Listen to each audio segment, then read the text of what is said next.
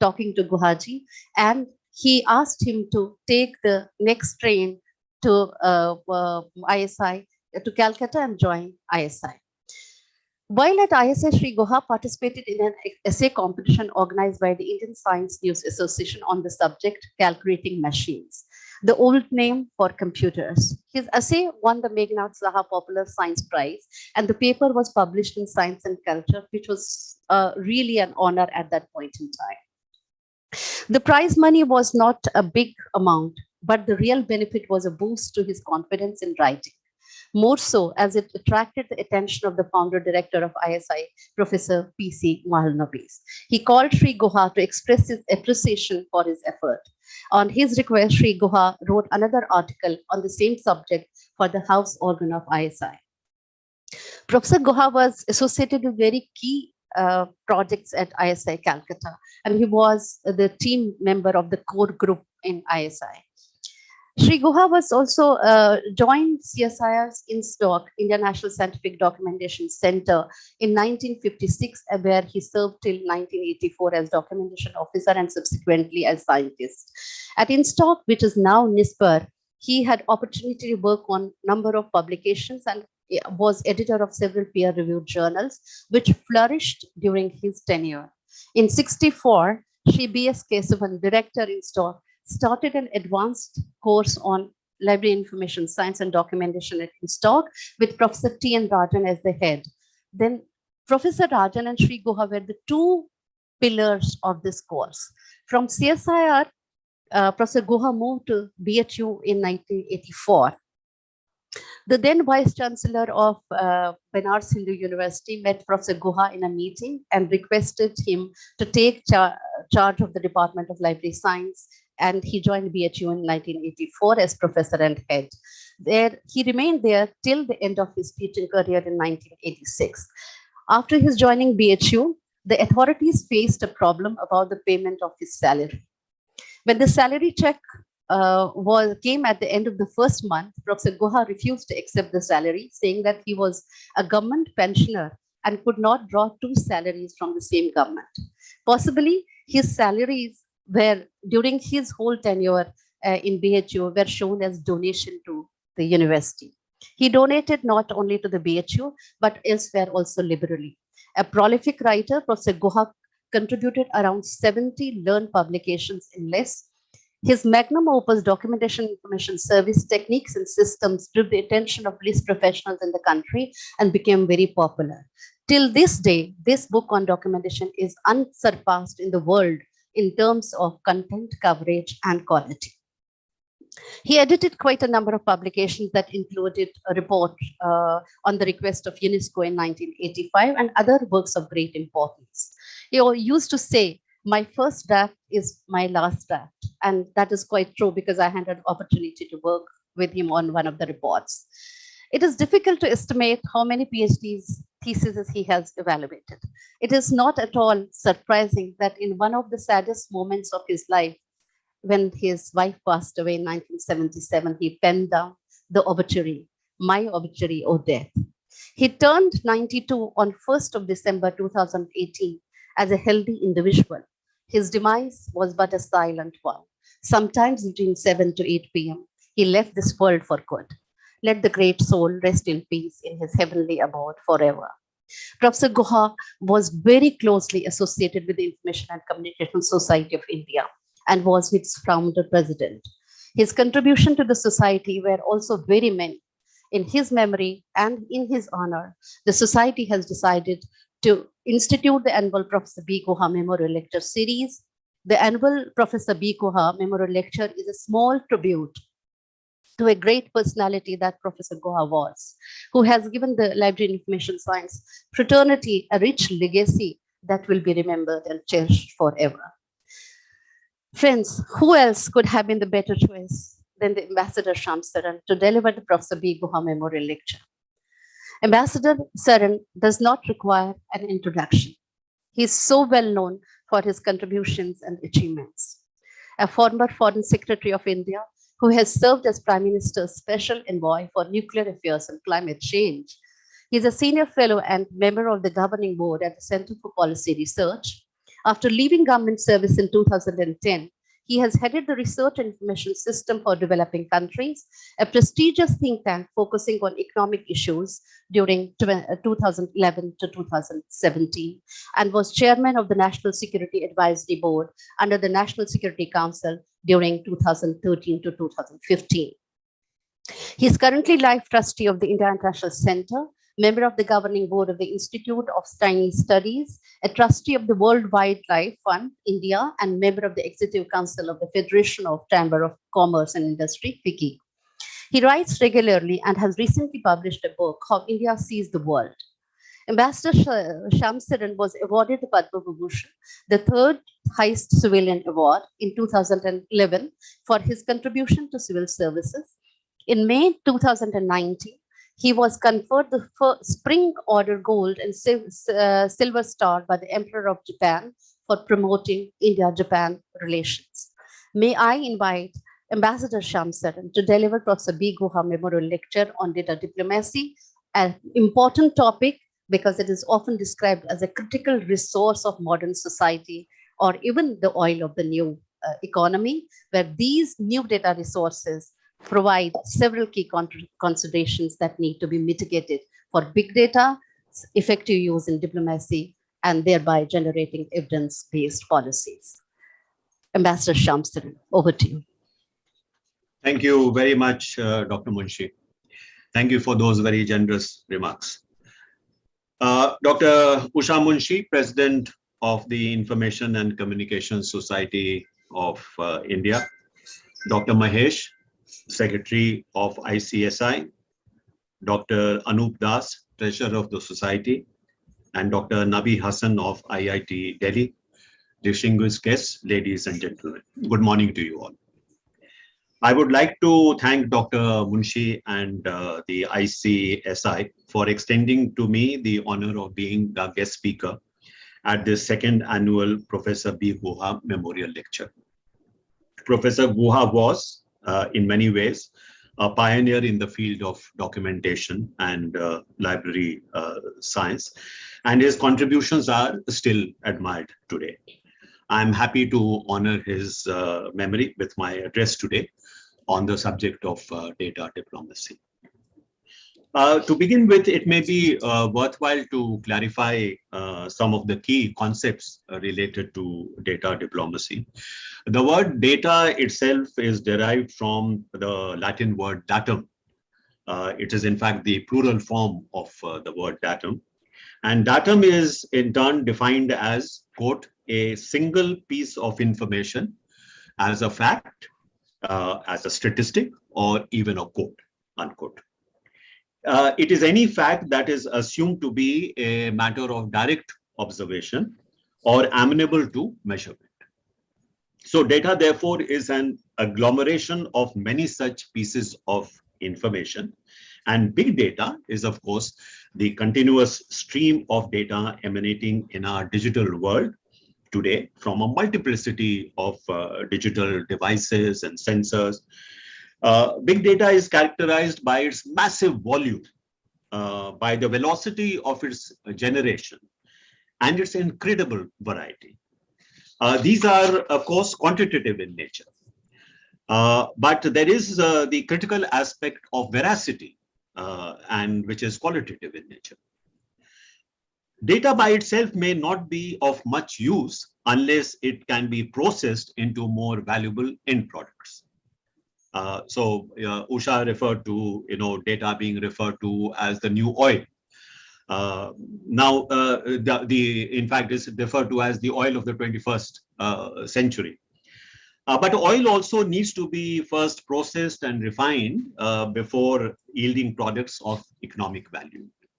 Similarly, data is a resource, like a raw material, which must be processed in order to yield value. So information is, quote, processed, organized, and structured data. So that is the next stage. When the initial processing of that data takes place, it yields information. Information provides the context of the data, and this assists in decision making. Analysis of information in turn yields patterns, which may be defined as, quote, a regularity in the world, a design repletion or replication in a predictable manner, unquote. And patterns in turn lead to insights about the phenomena which is under study. From insights, then finally comes knowledge, which is the end product, which is of the most value. As they say, knowledge is power. For example, rainwater may be collected daily in gauges and measured. This yields information about rainfall over a period of time. If rainfall data over several years is gathered, then rainfall patterns may be discerned, and this may lead to insights about the variation in rainfall over time. This, in turn, will give us knowledge about, for example, climatic changes. Of course, philosophers add that knowledge ideally should lead to wisdom, which is the, quote, ability to contemplate and act using knowledge, experience, understanding, common sense, and insight, unquote. But as history is witness, that final frontier is rarely achieved. Diplomacy is the conduct of foreign policy. If policy is the weapon, then diplomacy is its delivery system.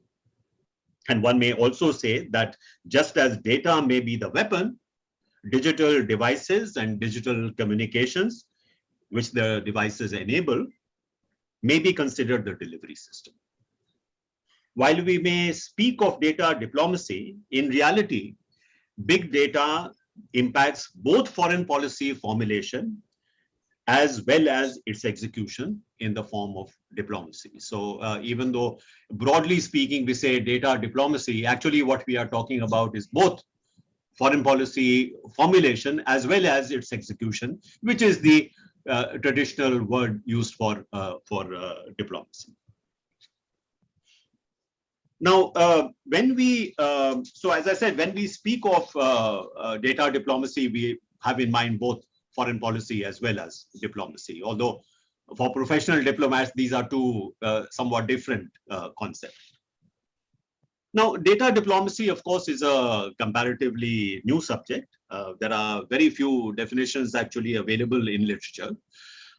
Sometime in 2015, Timothy Dye offered this definition at the Conference of American Association for the Advancement of Science, and I quote, "Data diplomacy is an emerging construct that integrates concepts from data science, technology and computing with social science, international relations, and diplomatic negotiations, and in some cases, offers a new diplomatic tool that facilitates global and local relationships," unquote. So this is perhaps the best definition that I could find while going through the literature. Now, in a fundamental sense, diplomats and policymakers have always been engaged in information gathering, its management, its analysis. That is the work what diplomats do. Earlier, there was, of course, paucity of information, in particular, good quality information. So considerable time had to be spent in locating reliable sources of information and then in subjecting the information gathered to careful analysis. What is different in our digital era is the abundance of information and the speed with which it is generated. And importantly, the challenge in confirming its veracity. Information flow is often instantaneous, so the time available for evaluation and reaction is much shorter. Traditionally, diplomacy is associated with very careful deliberation and very measured responses.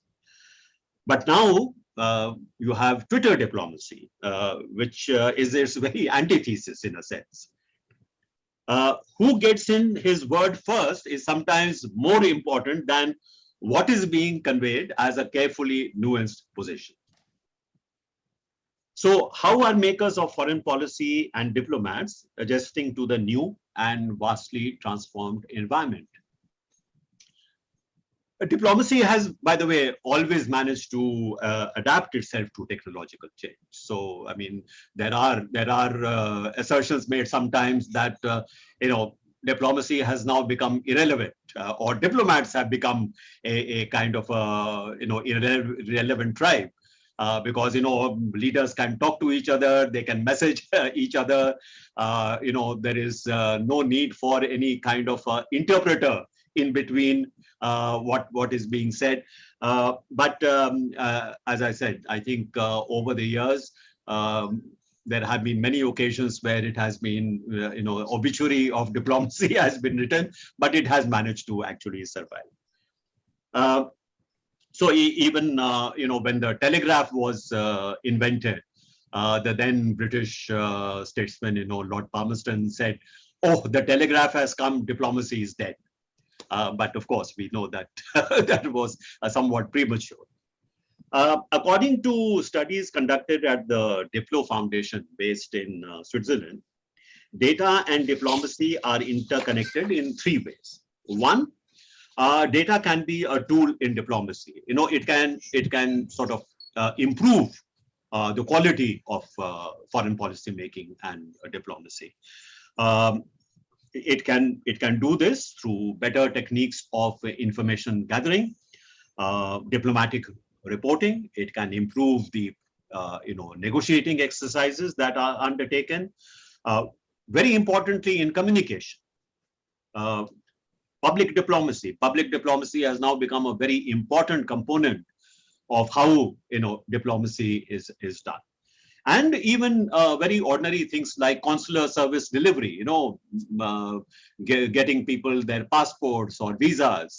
These are all services which usually the foreign ministry is engaged in, which can very greatly be improved through the use of digital technologies. The second part is data diplomacy entails dealing with data governance as an item on the international agenda. So one aspect is how you can use data in all its aspects to improve the quality of foreign policy formulation and execution. And the second is that data governance, how data is treated, how data is managed, in all its forms, that has become a very important item on the international agenda, on the multilateral agenda. So this may include the regulation of cross-border flow of data, the privacy of such data while it is crossing borders, and also dealing with the very major issue of cybersecurity.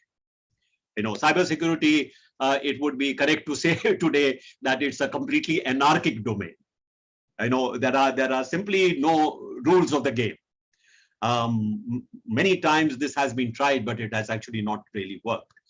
So this is a ungoverned domain in a sense, where it is extremely important that international effort, multilateral negotiation should be really focused on working out some code of conduct, some rules of the game.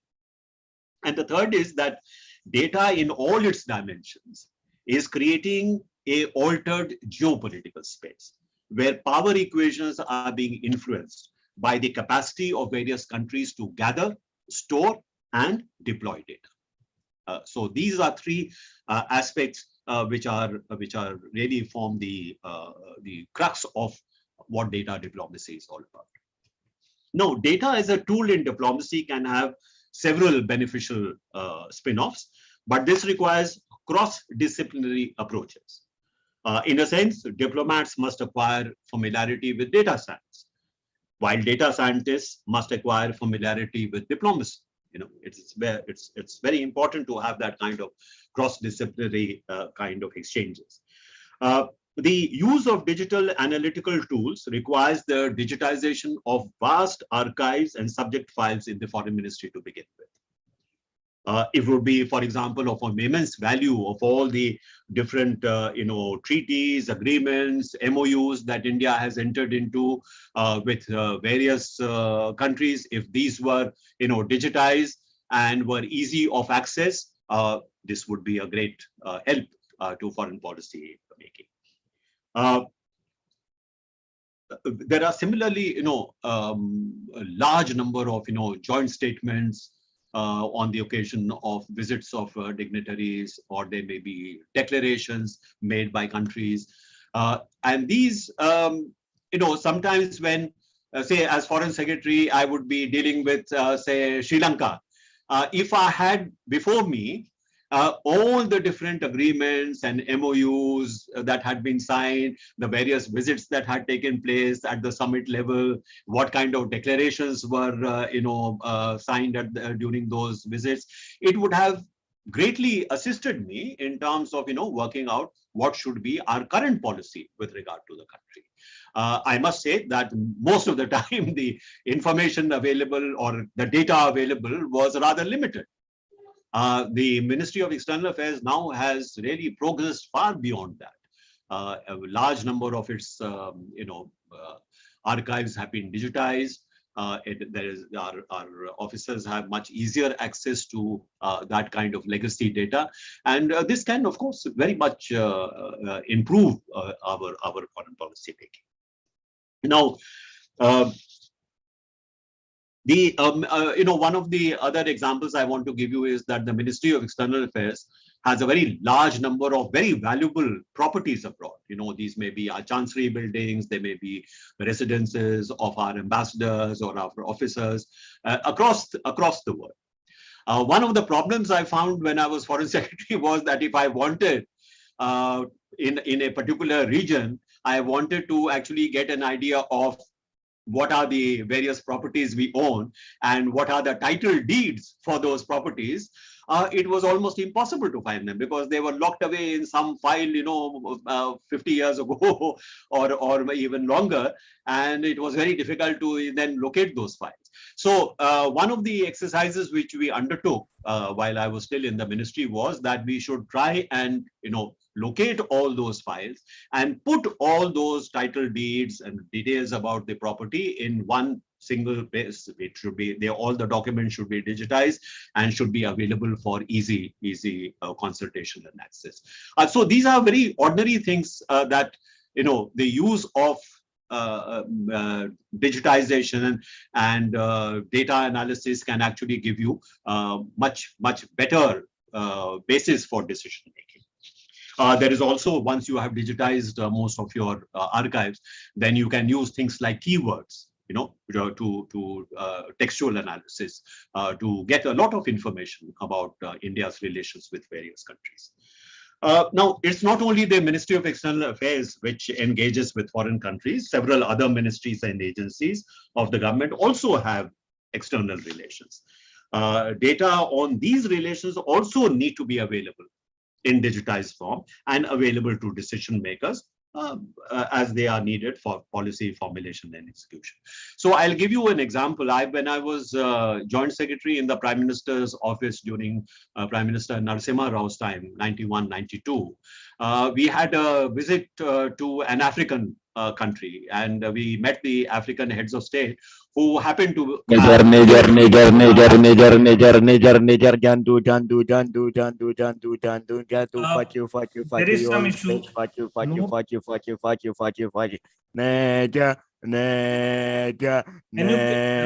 remove the person? Yeah, sorry, sir. These are the limitations of freedom given by all. Doesn't matter. So as I was saying that, when I was serving as Joint Secretary in the Prime Minister's office in 91, 92, we had a summit meeting with an African leader who happened to have a military background. He was from the armed forces. Now, while we were talking to him about relations between our two countries, in the middle of the conversation, he mentioned that he was very proud of the fact that he had actually, been one of the participants in the National Defense College course in India, some years back. Now, if that information had been available to us beforehand, it would have been very helpful. It was rather embarrassing that he had to tell us that he had been a participant in the NDC. So what I'm trying to demonstrate is that, this kind of new technology and, data can actually be much better. Shut the fuck up, you old bitch, you fucking nigger. Please, Fuck, please, Jandu, fuck, I'm gonna fucking please, rape please, you. please mute everybody I'm gonna fuck and you so badly. cancel his him. Remove him All- from there. All are Whosoever it requested is. to please don't know who is creating this problem. I Okay, think okay. the whoever is the host should maybe Mute him. perhaps. Actually, Anup, delete can you him from mute there. everyone? Anup, can you mute everyone except sir? Because the person may again log in and Okay, try to do that. Okay. Okay, yeah, sir, please. So Sorry. the ability to access legacy data and draw lessons from it makes for much better prepared and better informed diplomats, and this is usually critical to success in diplomatic negotiations. Data governance has become as I said, a major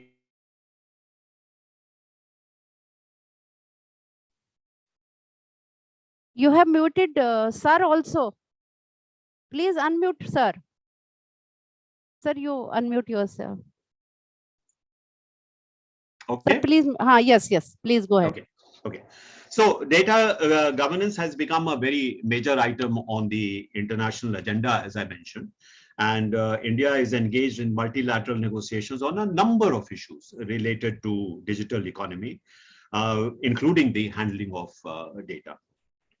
These include the cross-border flow of data generated within national boundaries, the privacy of such cross-border flows, as I mentioned, e-commerce, the whole field of e-commerce, and the entire field of cybersecurity. All these are now very much on the top of the international agenda.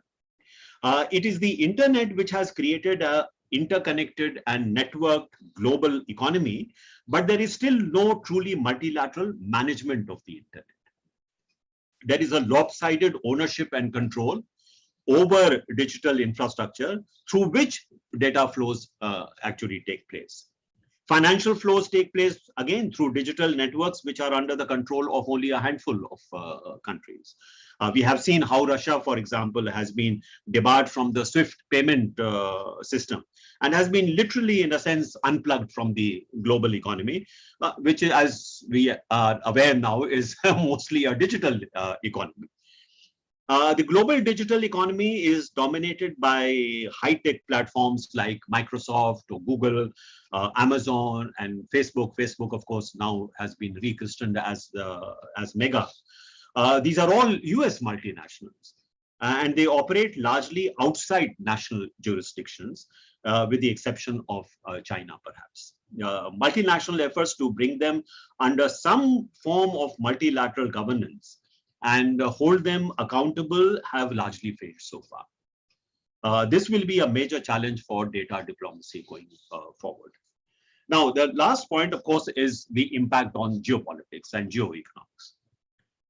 The distribution of political and economic power is undergoing a change with countries that are able to accumulate data, irrespective of where the data is generated, countries which have the capacity to use the data and thus acquire, this can be acquired to deliver very useful knowledge, spur innovation, enable them to outcompete rivals and competitors.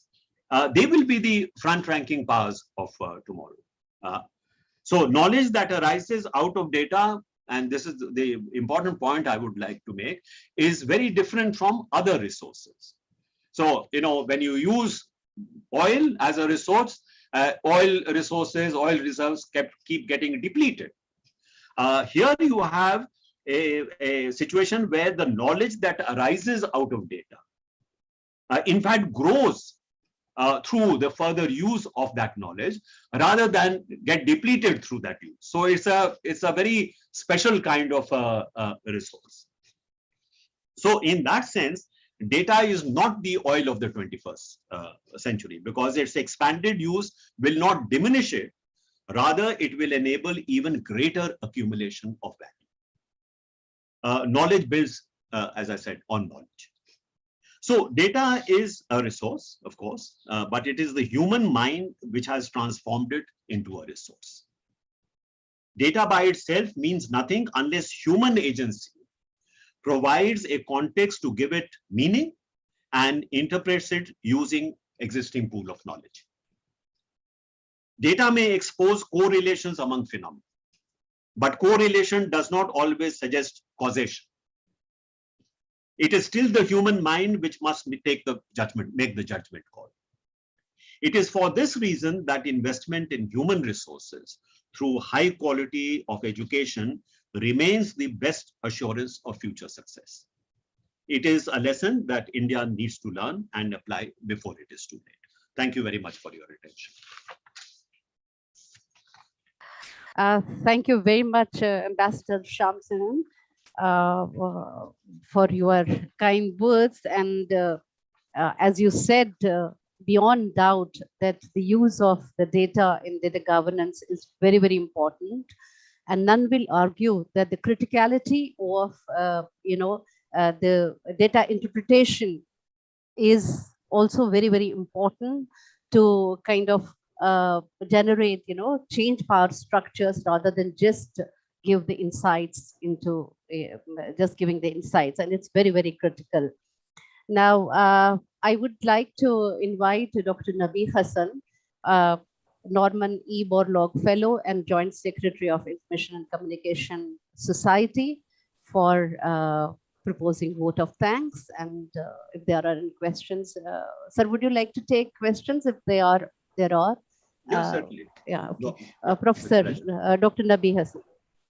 So thank you very much, sir. In fact, everything has been explained so well that people are clear what they have listened, and we do not have, as of now, any question. And unfortunately, we had to block all the entries as well because of that disturbance. So I think some of the people, genuine people, could not be allowed to attend or pose queries. But if there would be any, we would try to address through your good self, sir. So thank you very much, Ambassador Honorable Shri Shyam Saran ji, for your excellent talk and erudite words, which is a great value addition for the people who attended this session, and also for the people who will use this lecture as a reference from the ICSI YouTube channel, because that has been recorded and will remain with the ICSI YouTube channel. Dr. Nabi Hassan, yeah. there is one question in the chat box. Okay. Yeah, just post.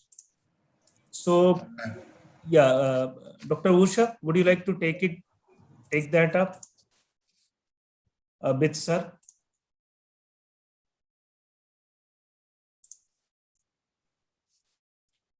Yeah. Do you think virtual embassies? Yeah, just a second. There are in fact two questions as of now. Do you think virtual embassies are going to be important in the future? A very interesting question. Yeah.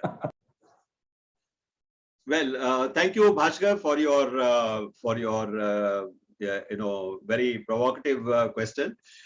In a sense, Bhaskar, our embassies at least partially have already become virtual. So, for example, you don't need to visit many embassies in order to get your visa for coming to India. Everything can be done online. You can submit all the information online, and you will be granted your visa. You have the e-tourist visa, for example, which you just carry a printout when you enter India. Many other services which are amenable to digitization, actually this has already taken place. Now, although another change which has taken place is thanks to the pandemic, because earlier it would be very rare for actually meetings among heads of state to take place in the digital format. You have even had summit meetings among several heads of state and government taking place through the digital medium. Not physical meetings. Just as we are today talking to each other through the digital medium, I mean, this has become quite normal now. It may have had a certain novelty immediately after the outbreak of the pandemic, but now it has become a very routine kind of affair. So embassies keeping in touch with the Ministry of External Affairs, conversations taking place among the officers at the headquarters with people who are in the missions. This is actually already happening. Even at the time when I was Foreign Secretary, we had actually set up a kind of a control room where you could, if the Foreign Secretary wanted to have a conference call with several heads of missions in a particular region, that could be done quite easily. And I'm sure that this has become fairly routine at this point of time. So there are, in a sense, some virtualization of our functioning as diplomats is already a fact of life. And this is why I mentioned that, even though, in the past there have been obituaries written about diplomacy and diplomats, but actually, if you see how quickly the ministries of foreign affairs of various countries, not just India, the way they have adapted to the new age of digital technology, of data, big data, I think it is quite remarkable. Yeah, there is another question, Ambassador Saran. It says there is a division of views on internet governance among nations between a legally binding instrument or a voluntary framework. What do you think about on this issue? Well, the reason why it is always good to have something which has a legal force behind it is that you do not then have discretionary kind of interruptions which we see taking place. Again, the example of Russia is very, very, very pertinent in this respect.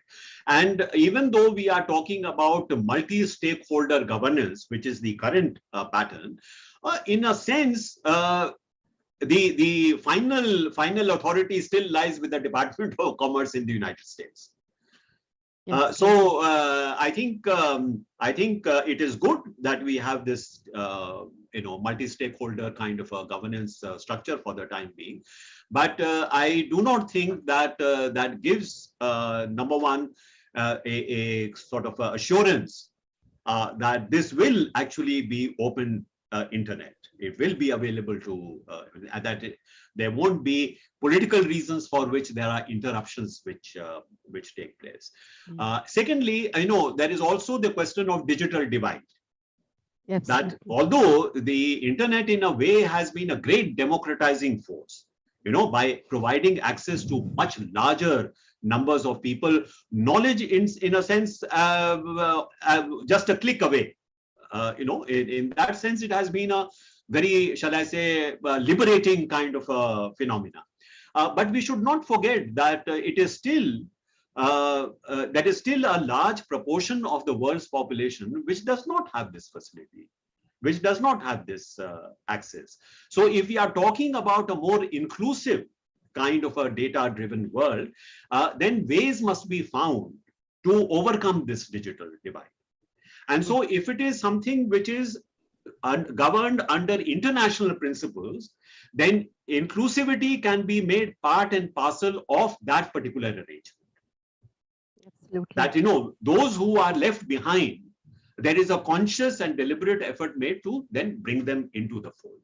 So that is why, for that reason, on balance, I still believe that a legal instrument, which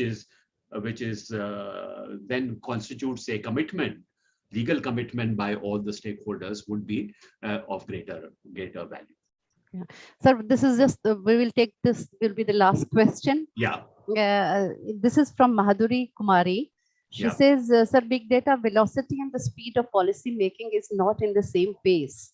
So what should be the proper plan or strategy to go hand by hand for better utilization of big data? Yeah, so you are quite right. As I mentioned, that the reason why data today is different from before, it's not that earlier we did not have data. Yeah. or that we did not, as diplomats, gather information, or that we did not carry out analysis and then decide on what options that we would have in terms of policy, or finding out what is the best way of getting our message across. Earlier it may have been through writing op-eds in newspapers or giving interviews on the television, or sending printed material to various stakeholders in different countries. One is that with respect to the volume of data which is coming in, there has to be ways in which there can be some degree of discrimination, so that you do not get subjected to data overload. So, of course, there are now algorithms through which you can decide what comes through, what does not come through. But algorithms also sometimes have a bias. Whoever has designed the algorithm may also be reflecting his own biases in that. So this is a constant battle, how to keep on improving algorithms. And as I mentioned, that there is no substitute for human judgment. So you may have even processed data coming to you. You may even have carefully selected material that is passing through various kinds of filters before it is getting to you. But still, like in the old days, still you have to exercise your judgment in deciding what is important, what may not be so important. So the human judgment part, the importance of that has not diminished, as I said. But you are right that we are today under tremendous amount of pressure because things are changing very rapidly. You are able to see what is happening in real time. Demonstrations taking place, for example, in Sri Lanka, a lot of violence taking place on the streets. So there is the people, journalists will call you and say, what is your reaction? How do you see what is happening in Sri Lanka? So the issue here is what we try to do is 2 or 3 things. One is, it is not necessary for a diplomat to give instant reactions. He can give reactions saying we are watching the developments very closely. You may make some standard statements about our interest in the political stability and economic recovery of Sri Lanka. There are ways in which you can handle those kind of reactions. But in terms of actually determining policy with regard to Sri Lanka, as the situation keeps changing, that it is better to have deliberated responses rather than instant responses, even though there may be pressure on you to do that. So we have learned through experience how to handle the sort of demand for instant reactions, not by saying we will not react, but then having ways in which you can react without having to compromise your decision making. This is important. Second is that there are multiple scenarios which can develop. When the data is coming in, you are unable to decide what really could be different scenarios. So what we do, and this is not just in India, I hope that we are doing that much more in India than perhaps we were doing before. But my sense is that most foreign ministries spend a lot of time in doing what we call scenario building. That is, they take various kinds of data, accumulated data of what has happened in the past, how various trajectories have in fact evolved, and on the basis of that, they try to project what could be possible future trajectories. And if this trajectory were to come about, what should be India's response?